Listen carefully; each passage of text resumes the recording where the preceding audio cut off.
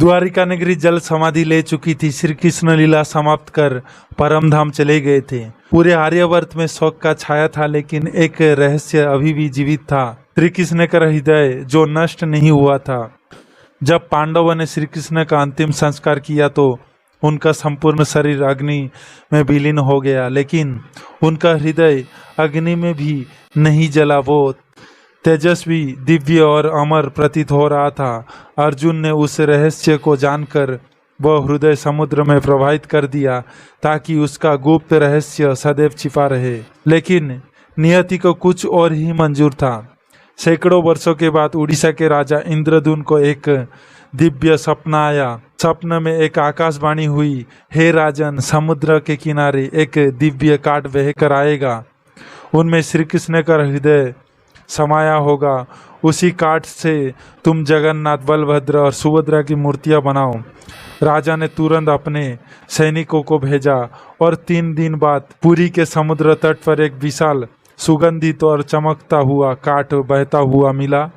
वो काठ आम नहीं था, उनमें से दिव्य कंपन और श्री कृष्ण की बांसुरी की धुन आती थी। उस काठ को लाया गया राजमहल में।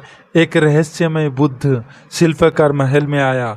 वो बोला, मैं इन मूर्तियों को बना सकता हूँ, पर शर्त है, जब तक ये मूर्ति बन के तैयार नहीं हो जाता है तब तक दरवाजा नहीं खोलना है। राजा सहमत हुआ।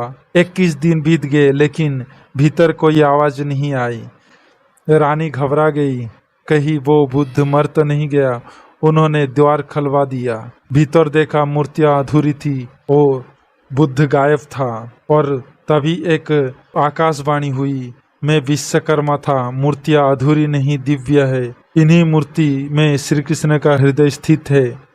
राजा मूर्तियों को श्री मंदिर में स्थापित कर देता है।